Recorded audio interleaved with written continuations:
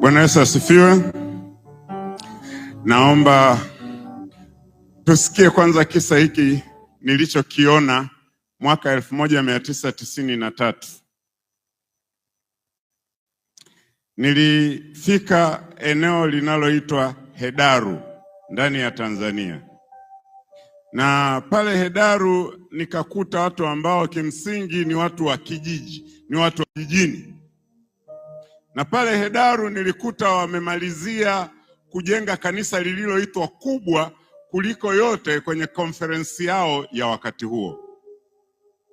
Na walikuwa wana mpango wa kujenga makanisa mengine 6, kiasi kwamba ndani ya ule mwaka ilikuwa inafuata kwamba Hedaru panakuwa na makanisa 7 yaliyojengwa kabisa yenye majengo kwa hali ya mwaka huo.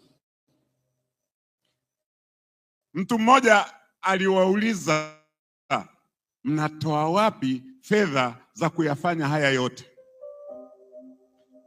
Wale wazee bwana, wengine wana hekima, Mungu kawapa hekima. Akamwambia, tunaitoa kwenye benki ya Mungu. Sema, benki ya Mungu? Benki ya Mungu inapatikana wapi? Akamwambia, benki ya Mungu ni mifuko ya washiriki. Benki ya Mungu ni nini? Benki ya Mungu ni nini?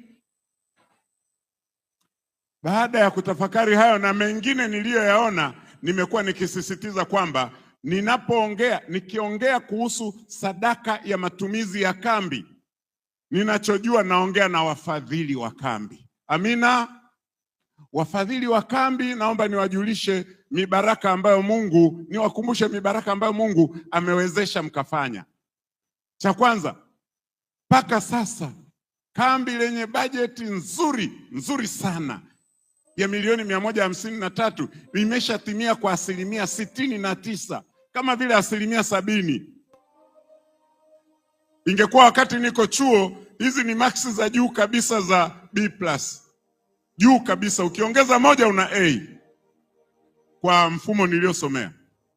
Lakini sasa hatua hiyo ni nzuri yenye kuhakikisha kwamba sasa nakumbusha wafadhili, kuna watu ambao hawajaweza kupata nafasi ya kutoa zile ahadi zao zikaeleweka. Naomba hizo wafanye mapema, na zaidi sana nawakumbusha kwamba makapu yapo. Anayetoa sadaka kwa ajili ya matumizi ya kambi, kapu lipo hapa linakungoja, masanduku yanakungoja. Timiza hilo na kwa kubarikiwa sana. Lakini pia wale wa shukrani, mlio na shukrani zenu, hizo nazo mwanze kukumbuka mibaraka ya Mungu. Huenda hata nyimbo zitakukumbusha hilo, lakini wewe mwenyewe unakumbuka. Lakini mfadhili wa kazi ya Bwana, ninakuomba sana, usiache kufanya kile ulichokuwa umeguswa nacho, kuchangia matumizi ya kambi. Mambo ya kambi hili la Mwenge, hizo heshima sio heshima zangu, sio heshima zako, sio heshima za mchungaji wala nini, ni heshima za Mungu. Wangapi wanapenda Mungu aheshimiwe?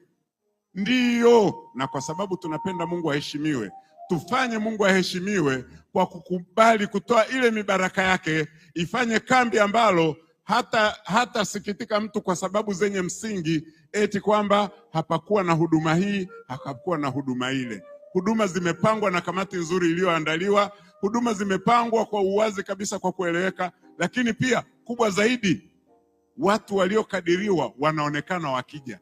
Walipokadiria watu 1500 kwa kila siku ya katikati, dalili kwamba watu 1500 wapo zinaonekana.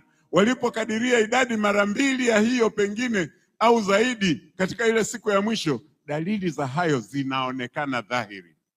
Toa kwa utukufu wa Mungu. Toa mchango kwa ajili ya matumizi ya kambi kwa utukufu wa Mungu. Toa shukrani zako kwa ajili ya ukarimu wako na utii wako kwa Mungu wako, na Mungu akubariki sana. Tuombe kwa ajili ya matoleo yetu. Mungu wetu, tumekuja mbele zako. Tumekuja mbele zako kwanza tukikushukuru ulivyotutunza mwaka mzima, na baadhi yetu kadri ulivyotujalia tutatoa sadaka za shukrani ya kambi. Lakini pia umetujalia kuweza kukusanyika kuwa hai leo. Tunataka sherehe hii nayo au mkutano huu makini usikwame jambo lolote, bali uende kwa ufanisi kabisa, na wale tuliowatuma kuratibu wakatembee kwa amani, wakijua kwamba wako na wenzao, watu wa Mungu, watumishi wako. Tunaomba Mungu wetu, na hayo yakatoke mpaka yakazidi kabla ya kufika katikati ya kambi. Neema yako ikajae hapa, ili kusudi tubaki na kazi ya kukutukuza na kujifunza maandiko. Kwa jina lake Yesu, amen.